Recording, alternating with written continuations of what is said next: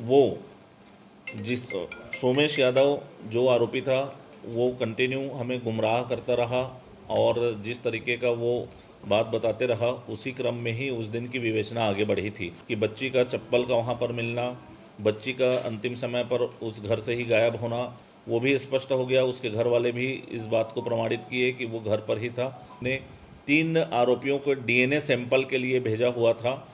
2 अन्य संदेही भी थे साथ में। उन तीनों आरोपियों को डीएनए रिपोर्ट आ गई है। दुर्ग केस में नया अपडेट आ गया है। आज दुर्ग पुलिस ने एक प्रेस कॉन्फ्रेंस की है और एक खुलासा किया है जिसका सबको इंतजार था कि 6 वर्षीय बच्ची से हत्या और अनाचार मामले में आखिरकार दोषी कौन है। इस पूरे मामले में आज डीएनए रिपोर्ट आ चुकी है और डीएनए रिपोर्ट में पुलिस ने खुलासा किया है कि जो डीएनए डॉक्टरों की टीम ने बच्ची के शरीर से कलेक्ट किए थे, वही डीएनए उसके चाचा के सैंपल से मैच हो गया है। पुलिस ने बताया कि जो 3 संदेही गिरफ्तार किए गए थे, जिनमें बच्ची का एक चाचा भी था, चाचा के साथ सैंपल मैच हो गया है और बाकी जो 2 संदेही थे उनके साथ डीएनए सैंपल मैच नहीं हुआ है। पुलिस को एक और क्लू मिला था जिसके आधार पर पुलिस ने चाचा के ऊपर शक किया था कि बच्ची की जो चप्पल है वो घर के बाहर ही थी और परिवारजनों द्वारा बताया गया था कि बच्ची जो है धूप में नंगे पांव घर से कन्या भोज खाने के लिए निकली थी, लेकिन वो बच्ची कभी नहीं लौटी। इस मामले में आज पुलिस ने बैठ के बहुत सारे खुलासा किया है, प्रेस कॉन्फ्रेंस किया है और बताया कि 3 आरोपियों में से एक चाचा आरोपी का डीएनए सैंपल मैच हो चुका है। पुलिस द्वारा एसआईटी की जो टीम गठित की गई थी, वो एसआईटी की टीम और मोहननगर थाना की टीम अभी भी विवेचना कर रही है, जांच में जुटी है। पुलिस ने मीडिया कर्मियों के लिए भी एक साफ तौर पर एक लाइन खींच दी है, बता दिया गया है कि भाई किसी भी तरीके का बच्ची और बच्ची के परिवार से जुड़े उनकी पहचान पता उजागर नहीं करना है, फ़ोटो उजागर नहीं करना है। अगर की जाती है तो पास्को एक्ट की धारा के तहत मीडिया कर्मियों और अन्य लोगों पर भी कार्रवाई की जा सकती है। अगर आप भी सोशल मीडिया में बच्ची या बच्ची के परिवारजनों की तस्वीरें, फ़ोटो बाइट्स बिना ब्लर किए चला रहे हैं, पहचान अगर उजागर कर रहे हैं तो कृपया सावधान हो जाइए। पुलिस ने अभी भी चेतावनी दी है कि अगर आप चला रहे हैं किसी भी प्लेटफॉर्म पर तो आप उनके नाम, तस्वीर को हटा दीजिए जिससे उनकी पहचान उजागर हो पाए। पुलिस ने जल्द से जल्द इस मामले में जांच करके चार्जशीट न्यायालय में पेश करने की बात कही है। वहीं पुलिस ने कहा कि जो पीड़ित परिवार है वो पुलिस से सहयोग कर रहा है, विवेचना में सहयोग कर रहा है। किसी भी प्रकार की और कोई बात पुलिस ने नहीं कही है। सोशल मीडिया में चलने वाले जो समाचार है उनका जवाब पुलिस ने कहा कि हम ये जवाब देने के लिए नहीं बैठे, लेकिन जो पीड़ित परिवार है वो विवेचना में लगातार सहयोग कर रहा है और संवेदनशील ये मामला है, इसलिए लगातार इस पे जांच चल रही है, विवेचना की जा रही है और जल्द से जल्द इसे फास्ट ट्रैक कोर्ट में चलाया जाएगा और आरोपी को सज़ा दिलाई जाएगी। जो मोहननगर में एक घटना हुई थी बच्ची के साथ, उसमें एक आरोपी को गिरफ्तार किया गया था, सोमेश यादव। अब उसके डीएनए रिपोर्ट के लिए भेजा गया था फॉरेंसिक्स को, तो उसमें डीएनए रिपोर्ट आई है और उसमें वो मैच किया है बच्ची के बॉडी से जो बायोलॉजिकल सैंपल्स कलेक्ट किए गए थे उनसे, उसमें जो डीएनए था और जो आरोपी से डीएनए कलेक्ट किया गया था वो मैच किया है और बाकी और जो संदेही थे उनसे भी जो डीएनए किया गया था वो मिसमैच है। तो इससे स्पष्ट होता है कि जो सोमेश यादव है वही आरोपी है, बाकी लोग जिन पे संदेह था वो आरोपी नहीं है। अब जांच का विषय यह है कि इस घटना में सोमेश यादव के साथ कौन शामिल था, किसने गाड़ी में बॉडी छिपाई और किसने उसका साथ दिया, ये हम लोग जांच कर रहे हैं और इसमें जो भी तथ्य आएंगे उसके हिसाब से हम आगे बढ़ेंगे। क्या कथन में कुछ विरोधाभास आपको मिला? हाँ, कि जिसके आधार पर और लोगों की गिरफ्तारी इस पूरे मामले में हो सकती है? अभी हम जाँच कर रहे हैं वो चीज़, लेकिन ऐसा कुछ हो सकता है? हो सकता है। और ऐसा कोई टाइम बताया गया है कि किस समय वो छत से बॉडी को कार में लेकर आया?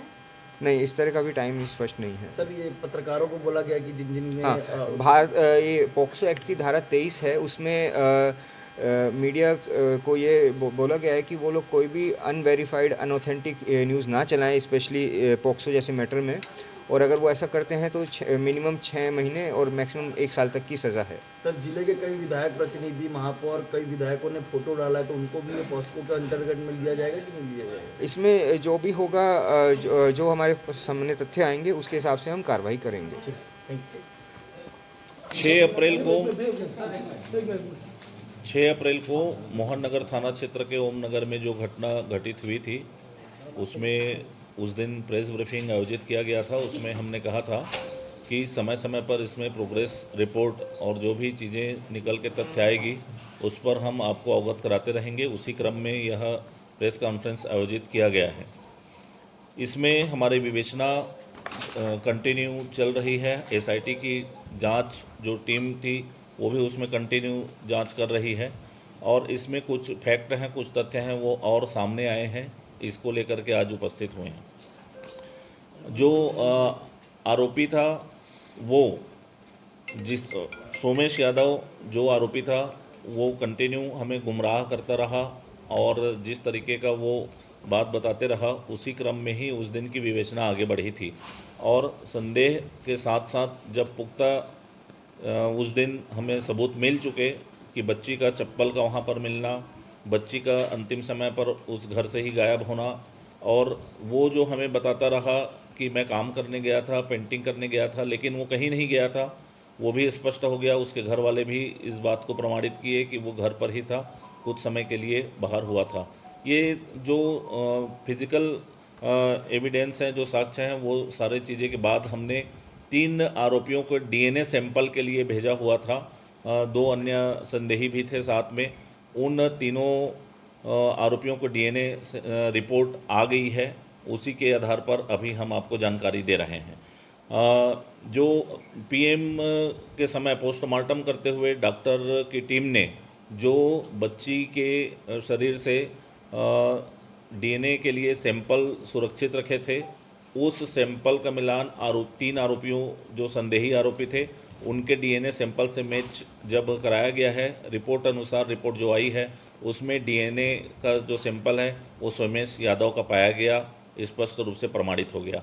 तो जो पहला इसमें हमारा जो आरोपी जिसको मान के चल रहे थे वो प्रमाणित हो गया है, कन्फर्म हो गया है, किसी प्रकार का कोई संदेह की गुंजाइश इसमें नहीं है। अन्य संदेही जो थे उनके भी डीएनए के सैंपल हम लिए थे, उसको भी मैच कराने के लिए भेजे थे, उनका किसी प्रकार का कोई मैचिंग नहीं हुआ। इस आधार पर और पूर्व के जो साक्ष्य के आधार पर और उसके अलावा भी उन लोगों ने जो बातें कही थी कि हम यहाँ थे, जिस जगह पर वो बताए थे उस जगह पर वो पाए गए, लोगों से पूछताछ की गई, तस्दीक की गई तो वो सही पाए गए थे। इस आधार पर उनकी जो संदेही जो अन्य थे उनका नाम स्पष्ट नहीं हो पाया। अब इस घटना होने के बाद और किसको किसको जानकारी थी जो वो बता रहा था आरोपी अपने बयान में, उसकी तस्दीकी कि घर वाले तो नहीं जान रहे थे और कौन कौन जान रहे थे इस घटना को, इसकी विवेचना अभी ओपन है। हमारी एसआईटी की टीम और मोहन नगर थाने की टीम उसमें अभी भी विवेचना करेगी, पूछताछ करेगी।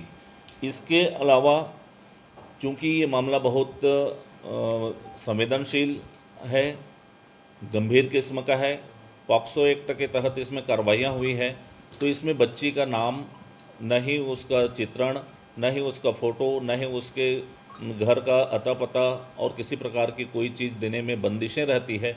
लेकिन हमारे कुछ मीडिया के साथी उसको नाम जब चलाए हैं, उसके परिवार का भी नाम ओपन किए हैं, उनसे आग्रह है कि उसको समय रहते डिलीट कर लें। पॉक्सो एक्ट के धारा 23 के तहत ये स्पष्ट मीडिया के लिए भी उसमें प्रावधान है कि इस तरह के अगर किसी प्रकार के कोई कृत्य करते हैं तो 6 माह से लेकर 1 साल तक की सज़ा का प्रावधान है। तो हमारा आग्रह है कि अगर कहीं पर भी नाम उजागर किए होंगे तो उसको डिलीट कर सकते हैं, अन्यथा इस पर भी हम अलग से पृथक से जानकारी लेंगे। इसमें संवेदनशीलता के साथ बच्ची का नाम उजागर ना हो, इसका हमें ध्यान रखना चाहिए। सर, पॉक्सो क्या नाम है, जो अभी डीएनए टेस्ट हुआ है उसमें क्या परीक्षण किया गया और क्या सिद्ध हुआ है? डीएनए का प्रोफाइलिंग होता है और ये टेक्नोलॉजी शब्द है और डीएनए का जो पार्ट है, जो आरोपी का जो डीएनए सैंपल है वो बच्ची के बॉडी के पार्ट में जो डीएनए सैंपल किया गया उससे मैच हुआ है। और चूंकि ये विवेचना का पार्ट है और विवेचना में है, संवेदनशील मामला है, इतना बताना पर्याप्त है। इस कारण से भी चूंकि ये माननीय न्यायालय में ये जाएगा रिपोर्ट, इसलिए इस पूरी रिपोर्ट को प्रति को हम ऐसा उजागर नहीं कर सकते। पीएम रिपोर्ट आ गई सर पूरी? पीएम रिपोर्ट आ गई है, सेक्सुअल असल्ट होना पाया गया है और सेक्सुअल असल्ट के कारण शॉक से कार्डियक अरेस्ट पाया गया है। सर एसआईटी कब तक कंप्लीट कर लेगी इसकी जांच? और इसमें बहुत जल्दी ही हम इसमें जांच करके चार्जशीट माननीय न्यायालय में पेश कर देंगे और स्पीडी ट्रायल का अनुरोध भी करेंगे। सर इसमें एक जो बातें जो घर वाले लगातार उनकी जो बच्ची की माँ या फिर बाकी जो घर वाले खुलकर मीडिया में आकर कह रहे हैं कि पुलिस ने गलत कार्रवाई की, तो क्या वो ऐसा कुछ लगता है कि कोई ये कुछ कर रहे हैं, साजिश कर रहे हैं? देखिए, कहने के लिए कोई भी कुछ कहे, वो स्वतंत्र हैं। हम बच्चे जो परिवारजन हैं उसके यहाँ रोज़ जाके बयान ले रहे हैं।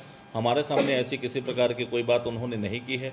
लगातार वो हमारे सहयोग कर रहे हैं, विवेचना में सहयोग कर रहे हैं। हम पर उन लोगों ने भरोसा जताया है और हम फैक्ट के आधार पर काम करते हैं। किसी के कहे सुने बातों पर या कोई क्या कह रहा है उसका जवाब देने के लिए उत्तरदायी नहीं है। सर ये बात कही जा रही थी कि सिगरेट्स जलाया गया है, तो क्या पीएम रिपोर्ट में आया है क्या? पीएम रिपोर्ट में दाग आए हैं, ऐसा स्पष्ट नहीं हो पाया है। बॉडी सर कैसे लाया गया कार तक, कब और कैसे लाया गया, इसकी कोई जानकारी? ये इसमें दो चीज़ें क्लियर हो गई है। पहले वो जो जिस तरीके से गुमराह करता रहा, ऊपर छत जो उसका रूम है, इवन उसमें और भी जो विवेचना के पार्ट हैं, डीएनए के सैंपल्स हैं, वो भी मैच कराए गए हैं। सारा चीज़ क्लियर है। वहाँ से कार का एक दरवाज़ा खुलता है, ये लगभग सबको वहाँ पता है। महीने डेढ़ महीना से पहले वो कार का एक दरवाज़ा खुलता है। इवन जो आरोपी है उसको भी पता था, उसने भी अपने पूछताछ में बताया है कि मुझे मालूम है, और ऊपर से ला करके वो नीचे कार में रख दिया, स्वीकार करना बताया है। मेमोरेंडम में सारे कथन में, मेमोरेंडम के साक्ष्य में सारे चीज़ आ गए हैं। सर एसिड डालने वाली बात आई थी, नहीं, वो स्पष्ट नहीं है।